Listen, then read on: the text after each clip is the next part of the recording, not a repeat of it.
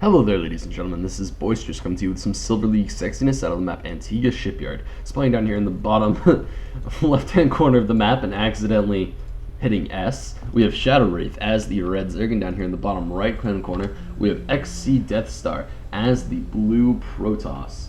And as my alarm goes off on my phone because I forgot to turn it off, turn off freaking alarm. Oh, there we go. Okay. And we are good to go. Oh man, I made sure everything was okay except I forgot to eat before this commentary, so it's probably gonna get food based later. I'll probably be talking about how roasty toasty those zerglings look. Oh, man, I want some Zerg barbecue. That'd be freaking amazing. I don't know why, but I have like this weird thing where if like there's an animal that's like make believe, I kind of want to see what it tastes like. Zerg is like that with me. I bet it would taste like an odd mixture of coffee and vinegar. That's really what my idea of like Zerg meat is, and I don't think that would taste that good, but I still want to try it. Just like Overlord steaks. Just look at them. They look like massive cows, kind of. They move slow. They have 4 eyes, which is actually I think they have 8 eyes. Because if you turn around, they probably have 4 eyes on the other side as well. And let's be honest, that's just what cows are to me. We have xCDeatHStaR building a forge as his first building, interestingly enough, not on the low ground. Definitely a Silver League play here, as he is not going for Forge Fast Expand, but he's just building a forge. We have ShadowWraith going for a 12 pool, which is a pretty aggressive pool timing. Usually people wait a lot longer, at least until like, actually, maybe that was a 14 pool. Maybe I'm completely wrong. Maybe I'm a jackass. That's a possibility. Oh well. He went for a pool, and xCDeatHStaR is still going for awkward builds up in here. He got a gateway. He built a forge first, and then he got a gateway. That's just really, really afraid of a 6 pool. And he didn't even really scout all the bases. He didn't scout this north one. He didn't scout this one. He scouted actually cross, which is the only position where like having a forge will be completely not useful, because you can probably get units up fast enough to fend off a 6 pool, or at least enough probes where, you know, the Zerglings will never quite run you over. We have him sending a probe down to the Nexus position and dropping it presently, right now. Sweet. We have actually no gas currently coming out from ShadowWraith, excuse me. Ugh. We have no gas coming out from him, which is kind of interesting. Usually people drop gas nowadays, especially against Protoss players, because, you know, stalkers can basically harass you with impunity. If you don't have Zergling speed, because they actually move faster than Zerglings, or at least at the same speed as Zerglings, so it's kind of difficult to get surrounds on them. And we do have interesting pylon placements going down for xCDeatHStaR, along with a very, very awkward photon cannon placement. If I was him, I would have just dropped the photon cannon like here, or maybe even drop the pylon and then like a gateway or a cybernetics core, and then a photon cannon, or, you know, cybernetics core, gateway, photon cannon, you know, like anybody would do it naturally. But that's just my, oh my god. What? Such fast triple base. 3 hatcheries at 23 supply? Why the hell not? ShadowWraith does not care about your standards and your practices and your, you know, building stuff at the right times. He do not give one shit, which is awesome. We have this Probu coming in to kind of scout out the hatchery and then getting absolutely murdered by 4 Zerglings that were on creep, which is quite annoying. It's never good to lose workers this early in the game. And you can see, actually, Protoss has a worker lead. I'm just going to flip away from that panel now, as we do have 3 drones coming up for the Zerg player, and I would just be expecting a flood of drones to be coming up anytime soon. We have Queen Injects not quite being perfect, but that's okay. Nobody's perfect. You got to work it again and again until you get it right. And I'm sure he'll get it right at some point. And we have xCDeatHStaR building a lot of Zealots, primarily because he never got a cybernetics core, which is awkward. You know, usually you want some form of stalker, because Zealots kind of blow unless you're facing a pure Zergling army and you have enough Zealots to wall off whatever point you're trying to defend, because otherwise they'll just run right past you. Because Zealots, I'm not sure if you guys know this, but they're kind of slow. They're really slow, actually, until they get charged. And then they're only kind of slow once they get charged, and they're really fast for short amounts of time. We have the double extractor now going down for ShadowWraith, as he does have his 3 bases up and running. The drones are still pumping out. He is power droning like a mad person. He's still behind the Protoss. That's okay. That's no NBD. There are plenty of drones on the way. He'll be ahead soon enough. And there goes the crank out. There, the layer is finally going down. This is actually a surprisingly fast layer considering how slow everything else in this game was for him. Oh, he skipped speed. That's why. He should probably get speed. Speed's a pretty good upgrade. There have definitely been games where I've forgotten to get speed and then I've wanted to smack somebody in the face multiple times. And that person was, of course, me. I want to smack myself in the face multiple times. That is interesting. Alright, we have the gateways now going down for xCDeatHStaR. He only is like halfway through his cybernetics core research at like the 8-minute mark, which is, it's not good. It's not the best build order. I've definitely seen better ones, especially considering the fact that if any aggression had come out at all, I'm pretty sure ShadowWraith would have just won the game, because there would have been absolutely no ability to get sentries out fast enough to force field the ramps, and Zerglings would have just run by and killed all of these beautiful probes, which would have, of course, caused major issues for the economy of xCDeatHStaR.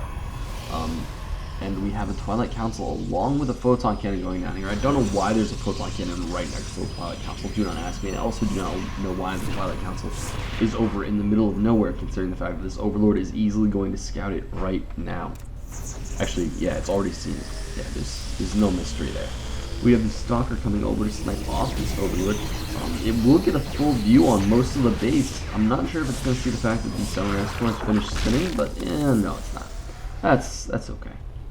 We have a lot of Zerglings actually at the front for ShadowWraith right now. He's been keeping up a reasonable amount of unit production, which is good because as Zerg, you want a power drone, but in Silver League, all-in timings are not defined at all, and you can literally just die at the drop of a hat because, you know, your opponent's like, I have 5 gateways and one's halfway done. I guess it's time to all in. I mean, why the fuck not? Pull all the drones, let's go, or pull all the probes, let's go. Because honestly, I know a lot of people say that like in the higher leagues, you know, cheese is more refined and more better. But in the lower leagues, cheese isn't refined, which makes it a lot more dangerous because you don't know what the F is gonna happen. You know what? I've been in games where I've hit like 40 supply and I've been like, you know, all my hatcheries just popped off larvae, and this is a ZVZ. Pure Zerglings, pull all drones, let's go kill them. And, you know, it works. That's the scary part. That's the really scary part. And we have quite a few warp gates coming up here for xCDeatHStaR, going up to 6 at this point, along with a robo facility. I'm not sure, he has actually a lot of tech. He's going down basically every tech route at this point. He is getting Blink currently, and +2 ground weapons. Does he have +1 ground armor? No. He's just going for the big guns. Of course, a great idea. He has not yet dropped his 3rd Nexus, which is kind of sketchy considering the fact that the 3rd hatchery for ShadowWraith is up and completely saturated. In fact, yeah, that's completely saturated. I think he needs like 1 more drone here, and then he can pull 3 off to each geyser, and then he'll still have a fully saturated mineral line, which of course just means that the attack is going to be happening reasonably soon. We do have all of these queens dropping creep tumors all over the place. This queen could drop definitely quite a few more creep tumors and, you know, larva inject, but she'll do that at some point, I'm sure. This queen getting a bit high on energy. This queen actually low on energy, but that's primarily because she just dropped 2 creep tumors. We have the creep highway already starting with all of these overlords everywhere, just spewing creep all over the place. I'm surprised that there isn't one like over here spewing creep, because, you know, that's just kind of what you do because it's really annoying. However, we have the Stalker and Sentry and Zealot move out from xCDeatHStaR, kind of awkwardly stepping forward and then stepping back, then stepping forward and then stepping back. Definitely a little bit afraid of this giant roach Zergling force that has been mustered. Those roaches do have speed, and these Zerglings definitely have speed. So these guys are going to be very, very fast. They're going to hit quite hard and quite fast and be very scary. And these Protoss units, you know, they really want to try to keep off creep, at least until they have the big buffer support of those Colossus, who will be barbecuing up Zerg and making me all hungry, because they're mean like that. And it looks like ShadowWraith is still pumping all of his Overlords. This is kind of an interesting choice. If you're going to do this, most people go for Overlord speed, purely because it means that your Overlords can actually run if they get attacked. And most people will also just do this until they have enough creep where they can spread creep tumors with impunity. and they have a lot of creep tumors out on the ground. And you know, maybe even they like run a queen up here and drop a creep tumor here, and drop a creep tumor here, and drop a creep tumor here. Just, you know, get that creep spread kind of started really fast, and it works actually quite well. It makes your creep tumors kind of a little bit of a patchwork design, but I don't know, I like it. It makes it really cool. You get creep out a lot faster than you would normally, and it's just nice in general. We have this Twilight Council, not yet researching Charge, but that's of course probably because he's dumping all of his resources into these beautiful, lovely things called Colossus, even queuing one up and wasting a lot of resources like an awesome guy. We still see him not yet dropping that Nexus Cannon. What are those two photon cannons? Why are there two? This is the weirdest photon cannon placement ever. And like, I was making fun of this photon cannon earlier. This one makes sense compared to these two. What are these two defending? Like this spawn of base and like this pylon? Maybe this pylon? Maybe like everything from this pylon to this pylon, so these two gateways? I don't know. I think that's a bit of a big job for two photon cannons, especially considering the fact that they're like stacked one on top of the other. Definitely a little bit interesting. This Roach Zergling army is still quite scary. However, it does not really have the upgrades that his Protoss opponent has. He's going for +1 melee and +1 ranged, which is kind of awkward, especially considering the fact that he's just completely foregoing getting those armor upgrades. And armor upgrades are really, really nice on Zerg armies. They're just, because you have so many units, and it's great. If each of them can soak like one extra hit, they do so much better. And honestly, these Zerglings are going to get ripped to shreds. They're actually going to need to get up to +3/+3 armor before they get before these zealots, excuse me, stop one-shotting them, which is kind of annoying. Or stop two-shotting them. Man, I cannot talk today. ShadowWraith is now just pumping out plenty of roaches. He has quite a few infestors here. 6 is a nice healthy number for you to have as far as infestor count goes. And he should probably be spreading his creep more efficiently. Actually, he's doing okay. He's doing okay on creep spread, I guess. But he could spread this one. It would be nice. And here go the Overlords. They now have speed. It looks like the third and fourth Nexus are now completely done for our Protoss opponent, but it looks like our Zergy player might be trying to take the gold base pretty soon. He's spreading a lot of creep all over the place. This Overlord is not going to see what's about to happen. Is not seeing what is about to happen coming? Yeah, that was a grammatically correct sentence. Yeah. Definitely correct. And here we go. Oh no, poor Overlord. He was so young. It looks like this giant Protoss force is basically just going to be moving across the map, but I'm not sure. This Zerg army is pretty dangerous, and here it comes. There's only one Immortal to really fight off these roaches, and there's so many Zealots that are just going to be an absolute waste. And there, the snipe on the Colossus going down. Beautiful micro out of our Zerg player. And oh my god, so many bundles. These units just can't do anything. These blinks are not happening, and they really need to be. And it looks like there's going to be a reasonable trade with these force fields, but it's not going to be nearly good enough for the Protoss player, especially considering the fact that he was behind on economy for so long. He just does not have the bank that the Zerg player has. It looks like a lot of Colossus are going to go down here. All of the Colossus, in fact, are going to be going down here. So the last Colossus. No. Alright, all the roaches are going to die. One Colossus is going to stay alive, and that's really just the superior upgrades talking. However, with the Greater Spire on the way, I would expect Broodlords to be coming up any time now, and those are going to be awesome. I still like Ultralisks more than Broodlords purely because they're faster, but against Protoss it's kind of an even trade-off because Protoss really don't have the dropping capabilities that Terran has. Like, Terran can just pick you apart if you go Broodlords, because honestly you just don't have the army. Because if you move your army away from your Broodlords to deal with drops, and then they engage with even a small, like, paltry force of Marines, Marauders, Medevacs onto your Broodlords die. They actually cannot survive in a situation like that. Whereas in PvZ, the drop potential is there, but it's not nearly as strong, and it weakens your opponent's army by way more than, you know, the drop is worth. For most people, like, you can send like 4 roaches and you can clean up almost any Protoss drop. And we have the Spinecrawler force starting to begin here.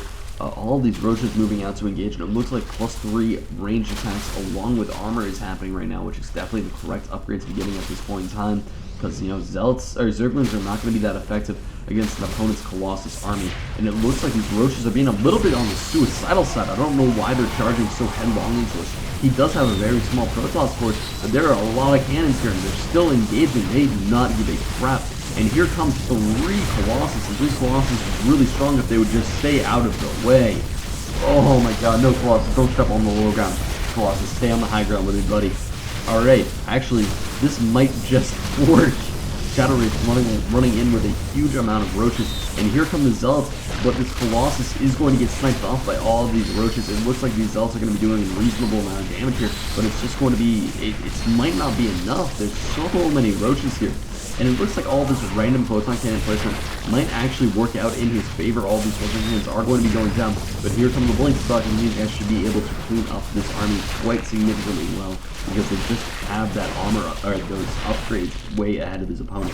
And this is really the army he needs to be going for. He needs to be going for like a Blink Stalker, Void Ray, Immortal army. He needs to stop Colossus production. He needs to stop Colossus production. God, he needs to stop Colossus production.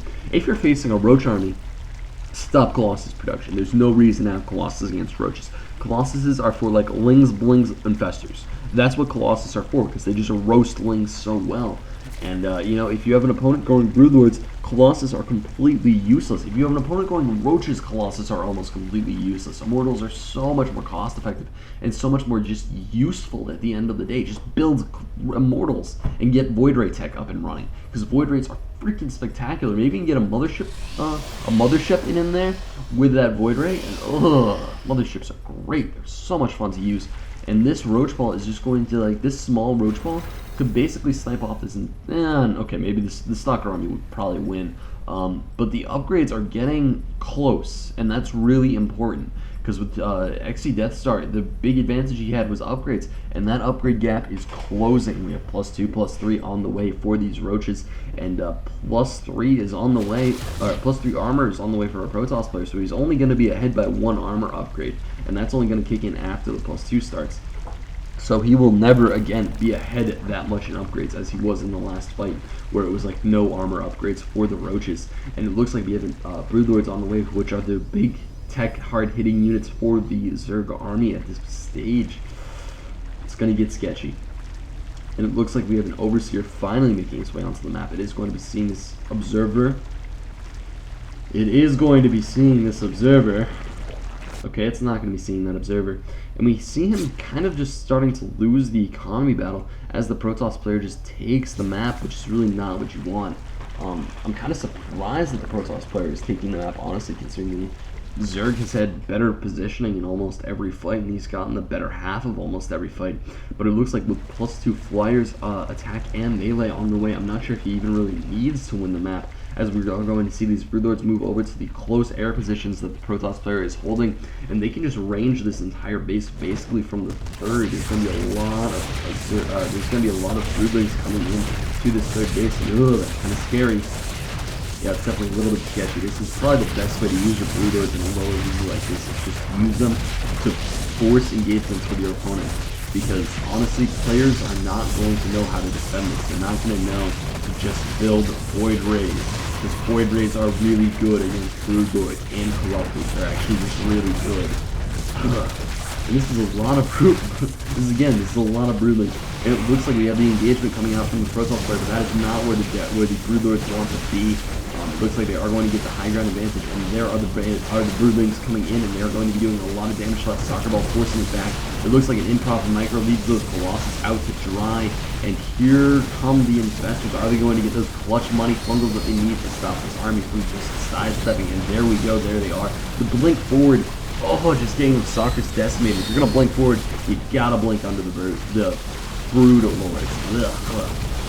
And we see that engagement going very heavily to the Zerg side, and with these siege units, I don't think there's any possible way for the Protoss player at this point to win the game. There's just so many Broodlings coming out, and that's really all you need as a Zerg player. Are these 6 or 7 Broodlords, and you will just completely clean up.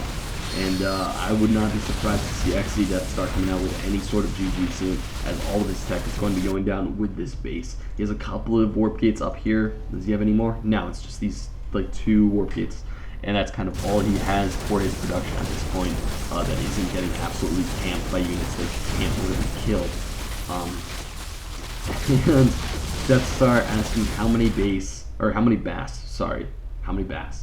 and ShadowWraith actually did quite well with 3 bases. I'm kind of surprised to see that. He really should have moved up to 4, because if you can see right here, that's a lot of drones that are doing very little. And there's actually a lot of drones. Actually, there's not a lot of drones. Where are all the drones? Oh, right, Spinecrawler Forest. All right. Well, anyway, guys, if you'd like your games commentated, you can send them on into boisteroussc2@gmail.com. And also, if you'd like any other Boisterous action, you can head over to youtube.com/user/boisteroussc2. I'd like to thank you all for watching, and this is Boisterous signing out.